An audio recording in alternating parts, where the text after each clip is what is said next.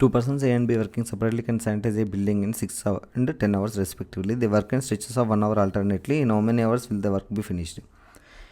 ఇద్దరు పర్సన్స్ ఏ అనే person B అనే పర్సన్ ఒక బిల్డింగ్ శానిటైజ్ చేయడానికి ఏ అనే పర్సన్కు 6 hours టైం పడితే బి అనే పర్సన్కు 10 hours టైం పట్టింది. అప్పుడు టోటల్ వర్క్ ఏమవుతుంది? Total work will be the LCM of 610 యొక్క ఎల్సిఎం 30.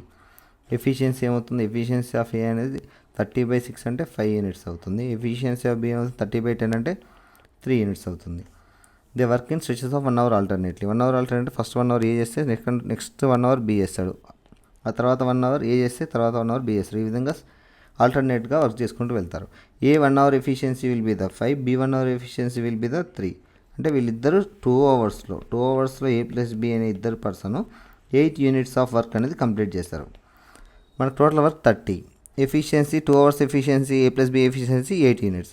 అంటే 30కి 8 ఎఫిషియన్సీ యొక్క మల్టిపుల్ ఏది దగ్గర ఉంది అంటే 8 3 24. 3 days వచ్చేసి 3తో మల్టిపుల్ చేస్తే 6 అవర్స్లో 8 3 24 units ఆఫ్ వర్క్ అనేది కంప్లీట్ అవుతుంది. 24 units ఆఫ్ వర్క్ కంప్లీట్ అవుతుంది.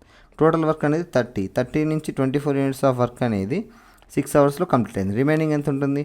రిమైనింగ్ 6 units ఆఫ్ వర్క్ ఉంటుంది. ఈ 6 units ఆఫ్ వర్క్ అనేది ఫస్ట్ ఏ చేయాలి. ఏ అనే పర్సన్ చేస్తే ఎన్ని యూనిట్స్ ఆఫ్ వర్క్ కంప్లీట్ అవుతుంది? 5 units. A extra 1 hour already 6 hours complete అయింది.